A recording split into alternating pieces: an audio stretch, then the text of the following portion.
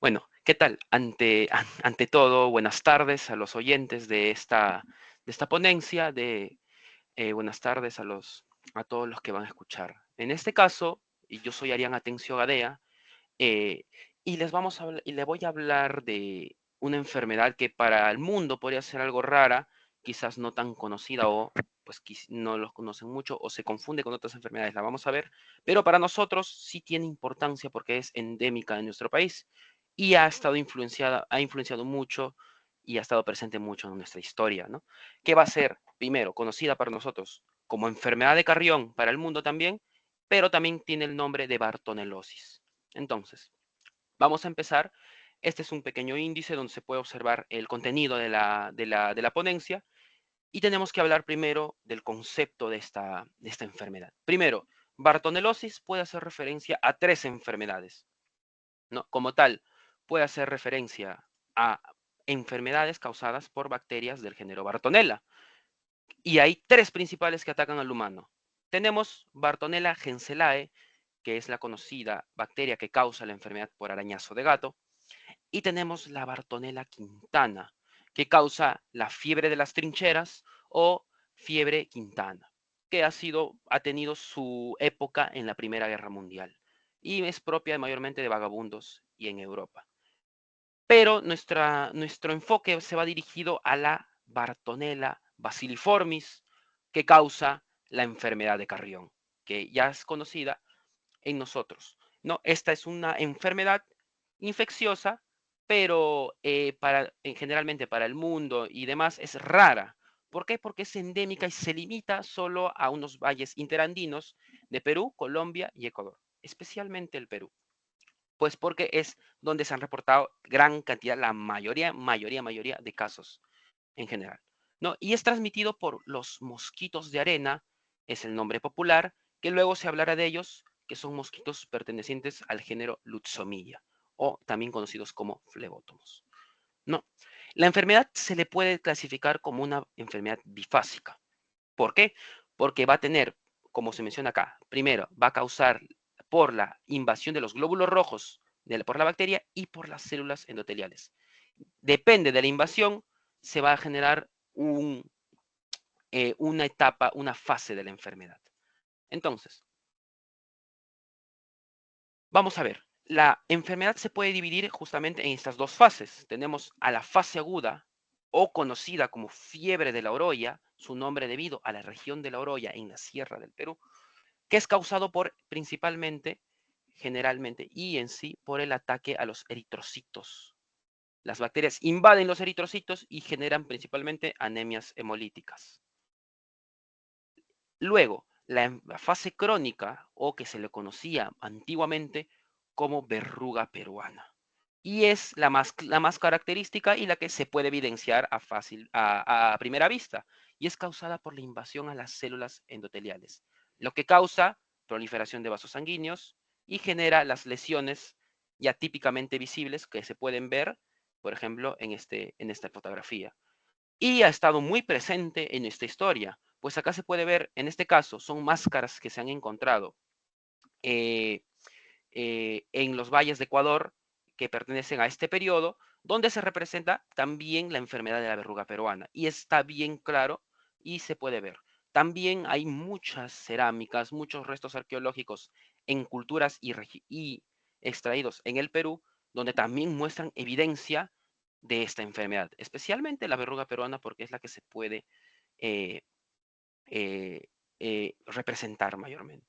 Ahora, hay una característica que es válida y muy importante mencionar, es que la fase aguda normalmente le da a personas que no recurren mucho o no viven en regiones endémicas de la enfermedad, pues la mayoría de personas que viven en esas regiones generan cierta resistencia a la enfermedad aguda y generan solo la enfermedad crónica, que es la forma ya con estas lesiones en la piel. Entonces, a ver, ya, ahora sí. He querido incluir esta pequeña historia que ya es bien conocida por la mayoría, que es, creo, no es conocida casi todo por los afines a la salud, el caso de la historia de Daniel Alcides Carrión, personaje célebre de la medicina peruana, a quien se le debe el nombre de esta enfermedad, pues es con la enfermedad de Carrión, ¿cierto? Entonces, él va a ser un estudiante de medicina que nació en la ciudad de Cerro de Pasco, en Perú. Curiosamente, el que les habla también es nacido en Cerro de Pasco. Entonces, hay cierta afinidad con este personaje y con la enfermedad en general. Él fue estudiante de la Universidad Nacional Mayor de San Marcos y llegó a ser interno también del Hospital 2 de Mayo, donde empezó sus estudios sobre esta enfermedad y donde decidió realizar las autoexperimentaciones en sí mismo, como con la inoculación de sangre contaminada de principalmente una paciente que padecía de verruga peruana. El primer fin de esta experimentación en él mismo fue que quería encontrar una forma de diagnosticar más rápida esta enfermedad y qué mejor forma que vivirla. Entonces, al vivir, el describir los síntomas de la enfermedad, los signos que él percibía en un diario, le serviría para poder detectar de esta forma más fácil lo que sería en especial la verruga peruana. Pero ¿qué pasó? Que empezó a desarrollar síntomas de otra enfermedad que empezaba a tener brotes en la región, en la ciudad de La Oroya, que le conocían como fiebre de La Oroya. Entonces, Daniel Alcides Carrión empezó a padecer estos síntomas y luego, al cabo de unas semanas, murió de la enfermedad. Esto y esta experimentación en él, lo que descubrió es que la verruga peruana y la fiebre de la oroya eran la misma enfermedad. Entonces aceleró muchas investigaciones y muchas formas de acción en ambas enfermedades, ¿no? Siendo como un gran paso para el desarrollo y el manejo de esta enfermedad en esa época, ¿no? Esta acción valerosa y heroica en nombre de la medicina peruana le dio el título de mártir de justamente la medicina peruana, ¿no? Siendo un estudiante de medicina de tan solo una veintena de años, ¿no? Entonces, pasamos a la parte epidemiológica de esta enfermedad. Como se puede ver en estos mapas que representan la región del Perú, todo el territorio nacional, se pueden ver primero entre el año 1998 y 2000, en estos 2 años, se pudo observar presencia en estas regiones, principalmente como se escribió en los valles interandinos de primero Perú, y esto por geografía debería regir más o menos por esta región de Ecuador y Colombia, ¿no? Entonces, esta región era la que reportaba estos casos, aunque habían obviamente casos esporádicos en regiones de la selva y de la costa, que mayormente eran casos exportados. Entonces, esto era en el año 1998, 2000, y en el 2010 se redujo este número de casos tan solo habiendo estos pequeños reportes en estas regiones. Pero el curso y la región geográfica siguió siendo la misma. Entonces, ya con esto se puede saber las regiones y las zonas de donde esta enfermedad es propia, ¿no? Entonces, este es un esquema que se ha extraído de la base de datos del MINSA, donde muestra los casos de esta enfermedad, de la enfermedad de Carrión, en el año 2019, 2020, 2021, 22, 23 y 2024. Lo que se puede observar primero, acá tenemos el cuadro con la información en números y acá con el gráfico. Y con el rojo representan casos confirmados y los azules los casos probables. Se puede ver que en el año 2019 hubo un cierto brote de 64 casos, y con 2 defunciones, que aunque es un poco elevado para lo que era la enfermedad, no era algo de alarma quizás, ¿no? Y ya en el año 2020, 11, 2021, 22, hubo apenas 19, 11, 10 casos. Los casos eran muy esporádicos, por no decir que casi, y tampoco morían las personas, era sin muertes. En el año 2023 llegó a morir una persona, como se puede observar aquí, pero lo que sí nos llama la atención es el caso de el año 2024. ¿Por qué? Porque en el año 2024, como se observa, ha habido un reporte de 316 casos. Aunque solo hubo un muerto, este número es muy dispar a lo que se estuvo presenciando en los últimos 5. Y como se ve en el gráfico, veíamos cómo pasamos de pequeños saltos esporádicos de reporte de casos en el año, cada año, apenas 1 o 2 cada semana, cada mes, a pasar en el año 2024 este pico de reporte de casos de la enfermedad, ¿no? Que como se menciona, han habido unos 316 casos hasta si no estoy mal, este gráfico, hasta la semana 45 del año 2024, casi acabando el año prácticamente. Entonces, se puede observar principalmente en estas semanas, antes de la mitad del año, en aproximadamente la semana 19, 18, hubo este pico enorme de siquiera aproximadamente unos 100 casos, ¿no? Unos 90 casos en tan solo en una semana. Entonces, el porqué de este este brote espontáneo de casos, no ha habido información clara al respecto, entonces podríamos concluir que era simplemente un brote espontáneo de la enfermedad y se ha limitado a la región de Ollón en la provincia de Lima, en Lima provincia, ¿no? Y acá se puede ver justamente, este mapa va a observar lo del año, el reporte en gráfica de acá, lo va a traspasar a un mapa de nuestro país, de nuestro territorio nacional, donde se puede observar los departamentos que han habido los brotes. Por ejemplo, los puntos verdes han sido brotes espontáneos, aproximadamente de 0.1 a 34.61 casos por 100.000 habitantes. Prácticamente nulos, 1, 2, 3, hasta 10 casitos máximo. En el 2024 este caso. Pero en la región de Lima, provincia, en esta región que es Ollón, han habido tanto los brotes más grandes de la enfermedad. Entonces, se podría hacer ciertos trabajos de investigación epidemiológica en esta región, porque como se ve, están la mayoría de brotes que han ocurrido en ese año. Y acá hay una forma cuantificable de todos los departamentos, ya en números. Por ejemplo, los únicos departamentos que han tenido ha sido Loreto, un caso, Cusco, otro caso, en Huánuco, otro caso, La Libertad, Ucayali, San Martín, Junín, Ancash, en Cajamarca, unos 26 casos, pero lo que sí nos sorprende, por así decirlo, es en Lima, donde hubo 186. Ojo, no confundan Lima con la región costera de Lima, es la región provincia, que sigue perteneciendo a la región endémica, que son valles interandinos del Perú, por más de que sea Lima. En todo caso, vemos cómo este es el reporte de la enfermedad aguda o la fiebre de la oroya, ¿cierto? 186 casos. Y la región y la fase eruptiva o la verruga peruana, apenas unos 87 casos. Todo junto, en conjunto, nos dan 273 casos de la enfermedad de Carrión en Lima.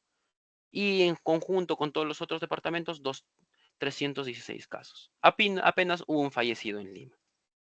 Entonces, podemos inferir el por qué quizás hubo por qué el caso de mayor cantidad de enfermedad aguda, quizás por algún aumento de visitantes, de turistas en esa región que no son propios de esa región, no viven en esa región y han desarrollado esa enfermedad. Entonces, lo que sí es que ha habido un brote el año pasado de enfermedad de Carrión, de la enfermedad de Carrión. Entonces, pasamos a la etiología propiamente dicha de esta enfermedad, el cual es la Bartonella bacilliformis. Es una bacteria anaerobia gram negativa y pleomórfica. ¿Qué nos quiere decir este pleomorfismo o pleomórfica? Que esta enfermedad puede cambiar su estructura, su forma y en algunos casos hasta la tinción a la que va a ser susceptible en contraste con el ambiente, con el contexto en el que se encuentra. Tenemos que va a tener formas desde bacilares, cocoides o de cocos y hasta cocobacilares. Entonces, por lo tanto, no se le puede englobar en una de estas formas. Por eso, solo se le pone que es pleomórfica. Pero lo que sí es característico de Bartonella bacilliformis y otras bacterias del género Bartonella es los flagelos, múltiples flagelos polares, como se puede ver en esta imagen. Flagelos polares en su mayoría. ¿Ok?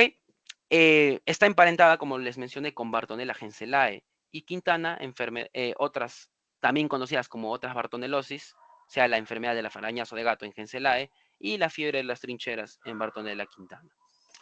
La bacteria es obvio que necesita ser intracelular para proliferar y va a tener un especial trofismo por los glóbulos rojos los glóbulos rojos y el endotelio vascular.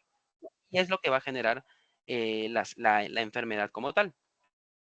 Va a tener diversos factores de virulencia, pero los más importantes son los flagelos en especial la proteína flagelina, la deformina y otras factores de virulencia, otras proteínas que sean, por ejemplo, las fijadoras de mina y otras adhesinas también, familia de las adhesinas, ¿no? Entonces, la bacteria como tal es muy exigente a cultivos, ¿no? Y cultivos muy especiales y propios, y va a requerir una temperatura de entre 26 a 28 grados para poder proliferar. Ahora, esta bacteria es transmitida por un vector. ¿El vector cuál es? Ya les mencioné al inicio, les di un pequeño adelanto, es los mosquitos, también conocidos como mosquitos de arena o mosquitos del género Lutzomia, o conocidos como flebótomos, que también son vectores de otras enfermedades de gran importancia en el Perú, como lo es la leishmaniasis. En este caso, vemos que este pequeño gráfico de la taxonomía, del taxón de estos mosquitos, que los que transmiten en especial la enfermedad son Maronensis, Verrucarum y Peruensis. Estas tres especies. En especial, Lutzomia verrucarum. Justamente el nombre viene de verruga, ¿no? Verrucarum. Y se puede ver las características de este mosquito. Su nombre de mosquitos de arena proviene obviamente pues de la forma y el color que tienen, como de forma arenosa, ¿no? Entonces, estos mosquitos son responsables de la epidemiología de esta enfermedad. ¿Por qué? Como se ve acá en los factores de riesgo, el principal es el vivir en zonas endémicas.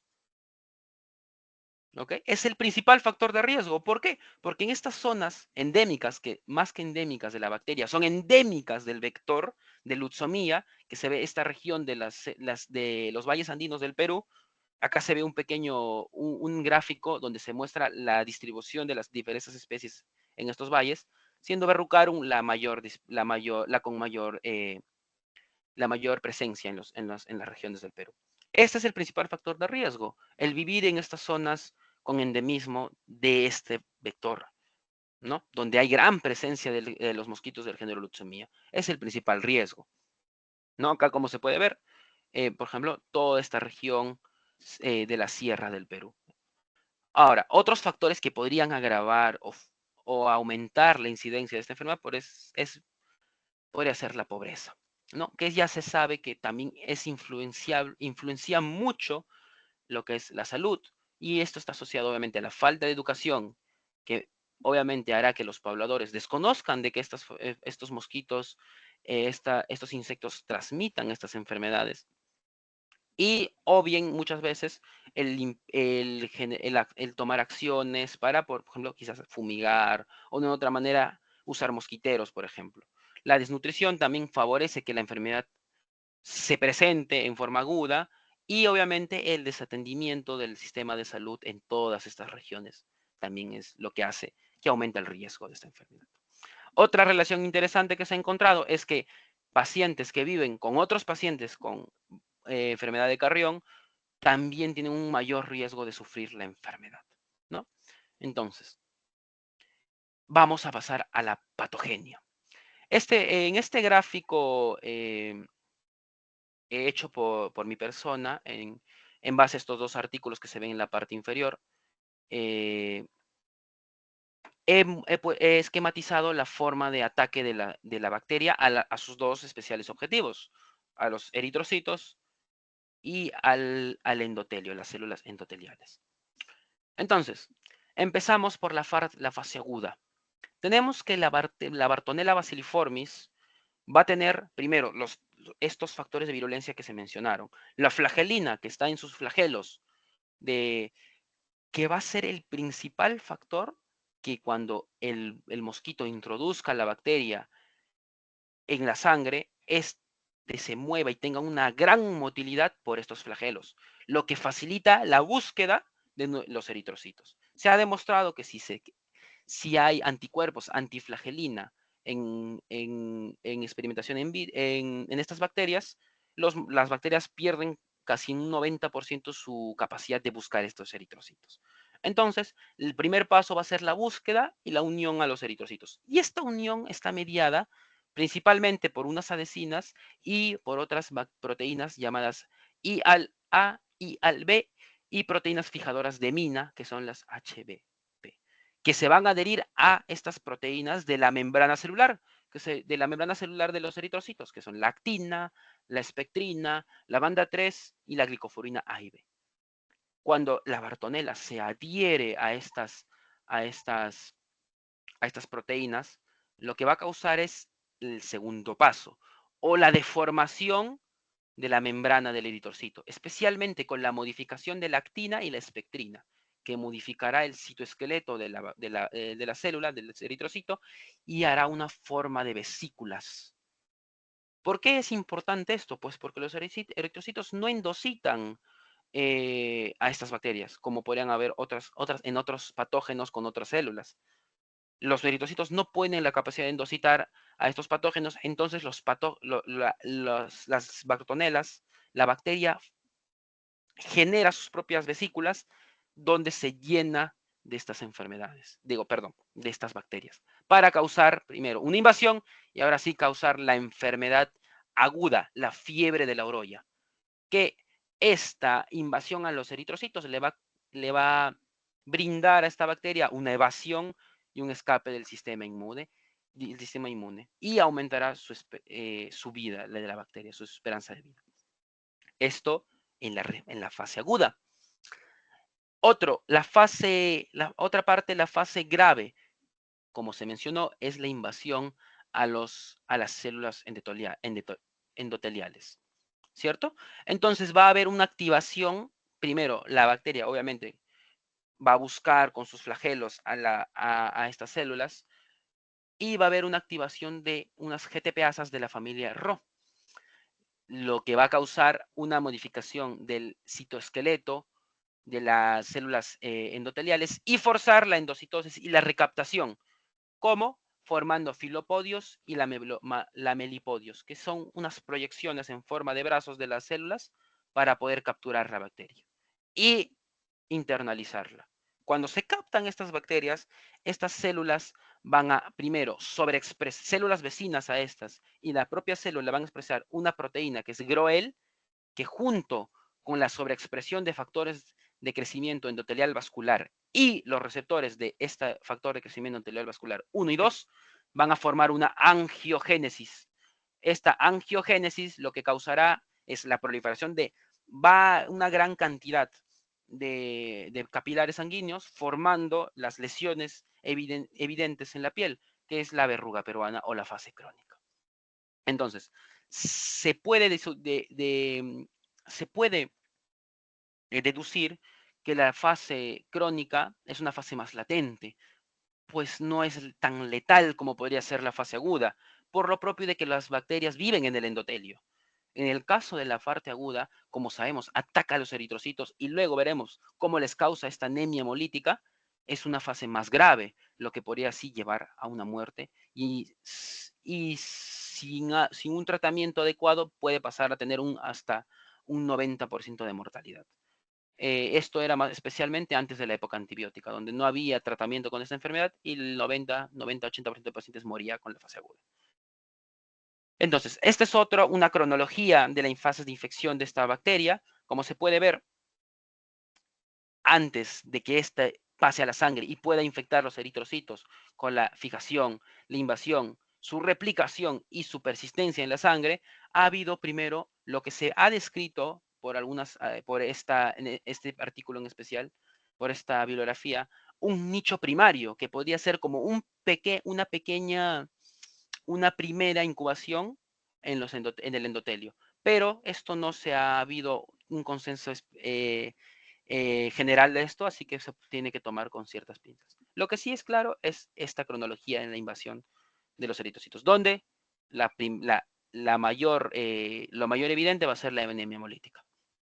Ahora, acá hay otro gráfico, que muestra primero la colonización en el endotelio celular, lo que va a generar primero la inhibición de la apoptosis y el crecimiento vascular con, ya sabemos, los factores de crecimiento endotelial vascular y el aumento de sus receptores, lo que también va a llamar células proinflamatorias y macrófagos, como pueden ser también las células polimorfonucleadas o en especial los neutrófilos, que van a generar primero estos macrófagos sí van a poder tener la capacidad de internalizar más fácilmente y de ser fácilmente también colonizados, lo que va a aumentar su producción de este factor de crecimiento endotelio-vascular.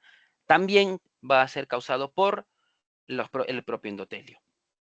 Otra forma de ver esto también es cómo las propias células endoteliales van a aumentar la producción de estos genes proinflamatorios para el reclutamiento de estas células. Algo que no se menciona es que en el caso del curso agudo, las propias células inflamatorias van a producir especialmente un interferón gamma y va a haber una especial producción de interleuquina 10, que va a ser el responsable de la cierta inmunosupresión transitoria de esta enfermedad. Entonces, eso se verá en la parte de manifestaciones clínicas, pero lo que sí hay es que en la parte inicial, la fase aguda de la enfermedad, hay cierta inmunosupresión por la producción de esta interleuquina 10. Entonces, lo que sí igual en la parte de la inmunología de este parásito, perdón, de esta bacteria parásito de los eritrocitos, es que no hay muchos estudios concluyentes. La enfermedad como tal, por su propia característica de ser una enfermedad rara y endémica, no hay muchos estudios al respecto. Lo único que se ha llegado al consenso es justamente esto de la interleuquina 10 y el interferón gamma. Ahora, las manifestaciones clínicas se pueden dividir en dos. En la fiebre de la orolla, que en este caso es la fase aguda, y la fase, en este caso, crónica, ¿no? En la fase aguda vamos a tener lo característico, fiebre, que se ha descrito como moderada, de menos de 39 grados, y los característicos también, dolores musculares y articulares, las atralgias y las mialgias. Esto obviamente no da ninguna señal de que esto sea la fiebre de la orolla, es una enfermedad fácilmente confundible con 100.001 enfermedades. Lo que pasa es que también va a haber una inmunosupresión transitoria que les he mencionado en la parte de fisiopatología. Ahora, esta inmunosupresión lo que va a causar es una coinfección con otros patógenos oportunistas, con otros patógenos oportunistas. Entonces, ¿cómo son estos patógenos? Primero, los principales que aprovechan esta pequeña supresión inmunitaria van a ser Salmonella en especial, algunos reportes de Staphylococcus aureus y también bacterias como la Leptospira interrogas. En todo caso, si es que ya se tenían otros patógenos latentes, como ya se conoce, la tuberculosis, Toxoplasma gondii, Histoplasma capsulatum, estos se van a reactivar pues por la baja de defensas que causa esta enfermedad en el inicio. Pero lo principal y más característico y lo que es más notorio y más eh, especial, podría decirse, es la anemia hemolítica que causa. Y una anemia hemolítica grave. ¿Por qué? Primero va a haber una destrucción de los eritros en el hígado y vaso sanguíneo porque estos eritrocitos están infectados. Y se ha hecho un estudio donde se puede determinar que puede haber desde un 65% de los eritrocitos infectados hasta puede haber un 90% de estos eritrocitos infectados, casi toda nuestra sangre, por así decirlo. Esto va a causar generalmente una hepatoesplenomegalia, que también puede ser característico de esta enfermedad. Aunque el volumen sanguíneo también va a ser compensado, pues, ¿no? Si es que hay una disminución de eritrocitos, el volumen sanguíneo no disminuye porque hay un aumento de la cantidad de plasma, lo que sí disminuiría algo como el hematocrito, pero el volumen sanguíneo estaría relativamente estable. Acá se puede ver una imagen justamente de las bartonelas invadiendo y formando las vesículas en el eritrocito, ¿cierto? Entonces, vamos a ver. Continuamos. Continuamos. Las manifestaciones clínicas, aparte de este pequeño esquema que hice, están representadas y descritas en este cuadro del artículo que está abajo, en la parte inferior. He resaltado principalmente, obviamente, la fiebre, que lo van a tener el 99% de los pacientes infectados con esta enfermedad en la fase aguda, obviamente, fiebre de la orolla, que lleva su nombre, fiebre de la orolla. Lo que también va a haber dolor de cabeza, atralgias, mialgias, náuseas, dolor abdominal, ¿no? Un malestar general, algo muy confundible, nada específico. Lo que sí, va a haber una anemia hemolítica muy marcada y un hematocrito muy disminuido. A su vez, una hepatoesplenomegalia, ¿cierto? Aquí dice hepatomegalia, esplenomegalia.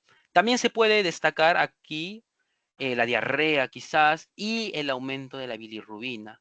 Pues si es que hay una destrucción de eritrocitos acelerada, esto obviamente va a terminar acelerándose. También hay un aumento de la proteína C reactiva y linfadenopatías y en general estos síntomas descritos y signos descritos en este cuadro, ¿no? Que son en mucha menor medida, ¿no? O en casos esporádicos. Ahora, esto por la parte de la fiebre de la orolla, la, la fase aguda. Vamos a tener a la verruga peruana, como lo dice acá, Peruvian wart o verruga peruana, que aunque muchas veces no tiene signos claros, más que solo la presencia de las lesiones dérmicas, puede haber atralgias, dolor de huesos, un poco de fiebre, dolor de cabeza, no, linfadopatía, mialgia, todo lo demás, pero obviamente en específico las lesiones en la piel. Y es justamente la parte siguiente, la parte crónica, la fase crónica o la verruga peruana. Acá se ve, ya esto sí es obviamente muy característico de esta enfermedad. Tenemos estas lesiones, en especial en la piel, en rostros y extremidades mayormente, ¿no? Lo que vamos a tener se han clasificado en tres. Tenemos a las lesiones miliares. Miliares viene de pequeño, quizás, y van a ser lesiones pequeñas de menos de 3 milímetros, y en su mayoría van a ser múltiples, en gran cantidad. ¿Ok? Como se puede ver acá, como se puede ver en estas pequeñas imágenes. Vamos a tener las lesiones mulares o lesiones de un mayor tamaño, de 5 milímetros, un poco más aproximadamente, que van a tener esta región pedregosa, costrosa, y van a generalmente ser mayor tamaño, obviamente, más sobresalientes, y generalmente solo son de presencia 1, aproximadamente hasta 2. Son casi solitarias, y las miliares podrían decirse que sí son eh, más en mayor cantidad. Y también tenemos a las lesiones nodulares. No sé si se ve acá bien. A ver, ahora sí. A las lesiones nodulares, que pueden ser tanto pequeñas o pueden ser hasta de mucho mayor tamaño que las mulares, que normalmente son subdérmicas y simplemente asemejan bultos en la piel, como se ve en este caso, ¿no? Son como bultos en la piel sin alguna muestra de la lesión clara expuesta, como se pueden ver, como se podría ver en lesiones miliares y en lesiones mulares. En todo caso, estas son las tres formas de presentación dérmica de esta enfermedad y a la que le debe su nombre, la verruga peruana, ¿cierto? Ahora, en la parte de diagnóstico he encontrado este cuadro de la Dirección General de Epidemiología del Perú, donde se muestra la gran forma de formas, perdón, la gran cantidad de formas para diagnosticar esta enfermedad. Tenemos primero el diagnóstico con la observación de las bacterias. Primero, un frotis sanguíneo o el cultivo, ¿no? El cultivo de Bartonella. En especial, el frotis es más sencillo, pues se tiene que hacer primero un extendido de sangre. En este caso ya son datos más técnicos, por ejemplo, con la obtención con anticoagulantes ETA, ¿no? Sino con los tubos de ETA. Para obtener la muestra de sangre, realizar el frotis y hacer tinciones con Giemsa o con una tinción especial de nitrato de plata de Warting-Starry, justamente especial para estas bacterias de género Bartonella. Como menciona, requisitos al menos 2 láminas, 2 extendidos, a temperatura ambiente, el procesamiento es inmediato, ¿no? El transporte tiene que ser adecuado, obviamente, y acá está el resultado. Si es positivo, se reporta la bacteria, ¿no? Se reporta la observación y si es negativo, pues se reporta el no observar estas bacterias. El cultivo también puede ser útil, aunque es más complicado por lo propio de que la enfermedad, de que la bacteria es muy exigente para los medios de cultivo, pero lo que sí puede ser útil es el diagnóstico serológico. ¿Cuál? Métodos de ELISA, ya sean para los anticuerpos IgM e IgG de Bartonella. ¿no? De esta bacteria Bartonella bacilliformis. Esto se puede hacer en ambas fases, tanto sea la clínica, la fase clínica aguda, como la fase clínica eruptiva, crónica o la propia verruga peruana. ¿Dónde obtenemos esto? Del suero sanguíneo, para poder hacer la muestra serológica, justamente, y si es positivo, va a haber presencia de ambos reactivos o de IgM o de IgG, y si es no reactivo, ausencia total. Y también puede haber casos donde la reactividad es indeterminada, pues, ¿no? ¿Cierto? No hay una reactividad tan fuerte. Ahora, también puede usarse el Western blot o inmunoblots para detectar anticuerpos IgG contra esta enfermedad. Lo mismo si hay positivos, si hay 4 bandas en el aparato o si hay ausencia de bandas. Y por último, también el diagnóstico molecular, que en especial se hace el PCR convencional, porque es más accesible, entre comillas, ¿no? Lo que se puede también va a detectar justamente el ADN de la Bartonella bacilliformis. Otra cosa que mencionar es que la forma más común y más práctica es obviamente el frotis sanguíneo, con Giemsa o con Guardián Sagre. Y en algunas bibliografías mencionan hasta la propia tinción de Wright, ¿no? ¿Por qué? Porque si nosotros quizás esto también se puede agregar a este diagnóstico y se menciona en la siguiente parte, si tenemos ya clínica quizás parecida a la enfermedad, tanto en la fase aguda como en la fase crónica, el paciente obviamente vive en regiones endémicas y ya vemos las lesiones y aún más ahí vemos en el frotis sanguíneo bacterias, estamos prácticamente seguros ante un caso de esta enfermedad. ¿No? Y acá se ven los extendidos, similares a otros patógenos intracelulares de los eritrocitos. Se pueden ver cómo estos invaden dentro, ¿no? Y tienen formas variables, desde formas cocoides a formas bacilares, ¿no? Y invaden generalmente una gran cantidad de eritrocitos. Es fácil verlos en el extendido, ¿no? En este caso, estos dos extendidos han sido con tinción de Giemsa. Ahora, este es un flujograma para el reporte en una detección en casos de diagnóstico de esta enfermedad, de la enfermedad de Carrión. En este caso es un diagnóstico de la fase aguda, un reporte de la fase aguda. ¿Cómo? Primero se va a llenar, obviamente, el caso clínico, la ficha clínica, y con que ya hayan ciertos sospechas, se empieza a ingresar al sistema NOTI, que es un sistema de vigilancia epidemiológica en el Perú. Entonces, luego de la sospecha, vamos a tomar una muestra de sangre, donde se hace, ves como se menciona especialmente, un frotis directo que puede dar positivo y se va a llevar al registro, obviamente, para confirmarlo. Ahora, si es negativo, se toma muestras de la sangre total y en especial del suero, y en el suero se va a hacer pruebas serológicas por ELISA y en la sangre total PCR, ¿no? El cultivo. O el cultivo, en cualquiera de los dos. Si en el PCR cultivo hay resultado negativo o en la prueba serológica también no hay un resultado negativo, no hay seroconversión, pues se descarta el caso, ¿no? Y se procede a investigar otra enfermedad.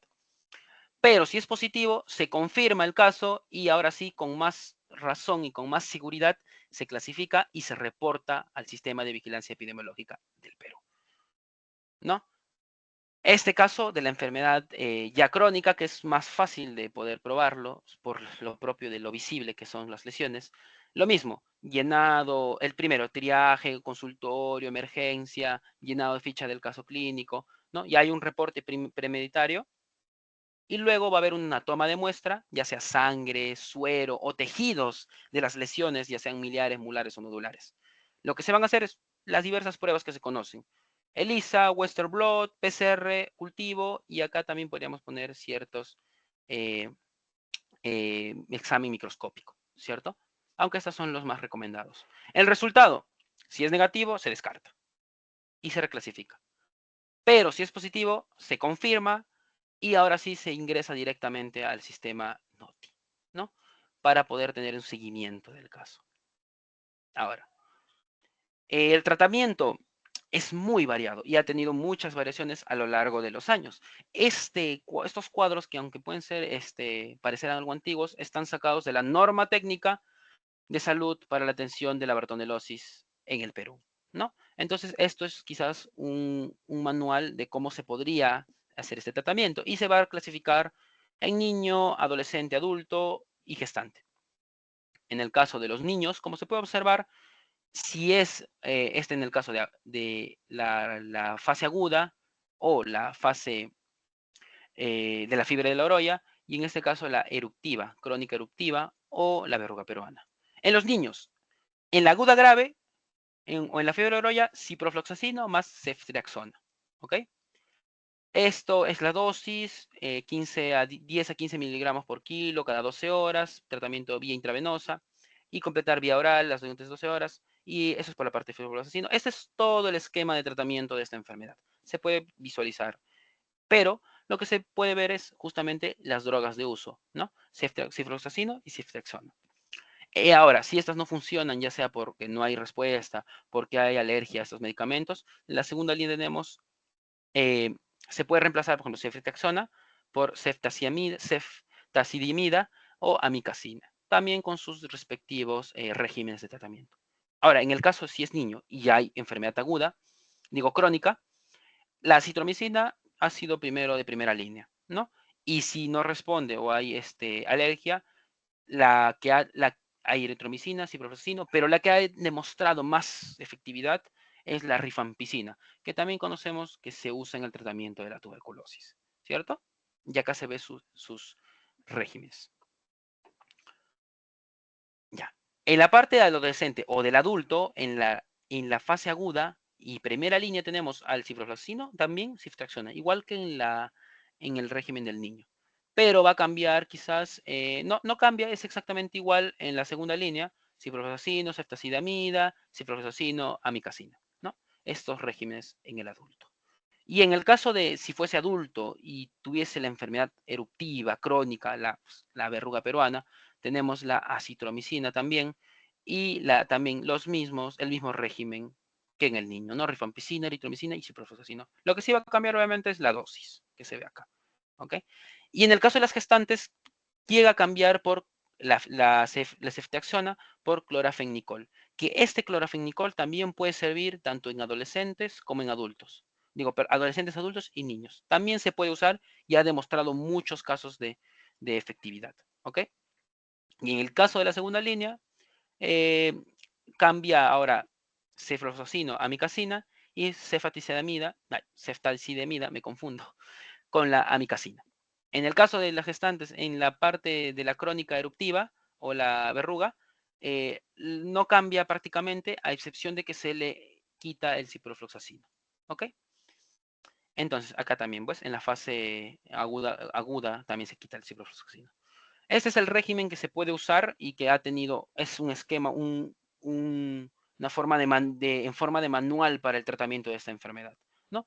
En general, la primera línea en el caso de una enfermedad crónica, acitromicina. Y en el caso de una enfermedad aguda, fiebre de la oroya, ciprofloxacino, ceftriaxona o ceftriaxona y clorofenicol en el caso de gestantes. Lo demás puede alternarse, ¿cierto? En el caso, sí, lo que sí ha demostrado mucha efectividad es la rifampicina, ¿ok? Entonces, acá vemos otra fuente de otro artículo que ha recolectado de diversas épocas, aunque un poco antiguas en este caso, eh, el resultado de diferentes medicamentos y regímenes, ¿no? En el caso, por ejemplo, del ciprofloxacino, en general, ha generado cierta resistencia, como mencioné en este apartado, y en el de acá. Entonces, y tiene un nivel de evidencia alto. Esto en caso in vitro, ¿no?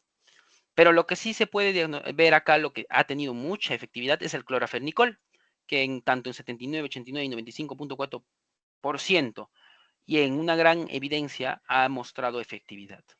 Y la rifampicina también, hasta un 93.1 ha logrado mejoría. También tiene un gran grado de efectividad. La streptomicina también tiene una buena evidencia de su uso. Rifampicina con más acitromicina, ¿no? En el caso ha llegado a controlar de cierta forma. Y otros tratamientos como sultamicilina y deflaxocorta ha tenido cierta efectividad. Pero aunque estos son diversos tratamientos que ha habido a lo largo del, de la historia en general de esta enfermedad. También ha habido casos donde se ha recomendado acitromicina, por ejemplo, perdón, amoxicilina con ácido clavulánico, trimetoprim con sulfametoxazol. Entonces ha variado el régimen, pero este es lo que se ha tenido por ahora como consenso. ¿Ok? Entonces, para ya ir culminando con la ponencia, hemos tenido que estas dos pequeñas preguntas, que hay muy pocas preguntas específicas de esta enfermedad. En especial, la mayoría se guían por la vigilancia epidemiológica, el cuidado, ¿no? El manejo y la prevención. En este caso tenemos, dice, es falso con respecto a la protección específica. Entonces tenemos que, primero, ¿cuál no es correcto? Como lo dice, es falso. Tenemos charlas sobre medidas de prevención a tomar en áreas endémicas. Esto obviamente que es correcto, porque nosotros vamos a regiones donde en la selva, donde están desatendidas y hay poca educación, a dar charlas de cuidado con estos mosquitos, del uso de mosquiteros, de este tipo de prevenciones, obviamente va a haber una protección, ¿cierto? Eh, Vigilancia del vector Lutzomía, obviamente también es una protección específica porque se vigila y la presencia de estos vectores, especialmente Leishmania verrucans, ¿no? Y al caso donde se controla con la fumigación, ¿no? El propio uso de mosquiteros, etcétera. ¿No? También se puede ver determinación del índice de infestación en las viviendas, si hay personas que viven con otras personas infectadas y no lo sabían, o si en estas viviendas hay gran cantidad de los mosquitos, también es una protección específica. Y también el uso de insecticidas para los mosquitos también es una protección específica. Lo que sí no es correcto es que haya una enfermedad, una vacuna para esta enfermedad. No existe una vacuna desarrollada para la bartonelosis en nuestro país. Entonces, la respuesta sería la E. ¿Ok? La respuesta sería la E. Ahora, vemos la siguiente. Las siguientes enfermedades son endémicas en la selva peruana, excepto extraído del examen de salud del 2016. Primero, la malaria es claro que sí es una enfermedad endémica de la selva peruana. La hepatitis viral también se puede clasificar como endémica de esa zona. La leishmaniasis también, aunque a estas enfermedades hay casos obviamente en otras regiones, como la sierra y la costa. La fibromialgia obviamente es una enfermedad endémica de la selva, pero la que sí podría, pues en este caso, alejarse un poco más es la bartonelosis, que es propiamente endémica de los valles interandinos de Perú, Ecuador y Colombia. Puede haber casos en la selva, quizás de regiones que limiten con la sierra, porque hay casos exportados, etcétera. Pero su endemismo, los mosquitos como tal, viven en regiones de valles interandinos. Entonces, como tal, no es endémica de la selva peruana. Entonces, estas han sido las pocas preguntas que puedo encontrar de esta enfermedad. No es algo tan atendido como se puede ver. Y bueno, esto ha sido todo. Muchas gracias por la atención a esta ponencia. Y bueno, he querido culminar esta presentación con una frase que mencionó Carrión en su lecho de muerte después de su experimentación, donde menciona a uno de sus compañeros que lo acompañaba. Y dice, aún no me he muerto, amigo mío. Ahora les toca a ustedes terminar la obra ya comenzada, siguiendo el camino que les he trazado. Daniel Alcides Carrión. Y bueno, eso ha sido todo. Muchas gracias. Espero que les haya gustado. Conmigo será la próxima.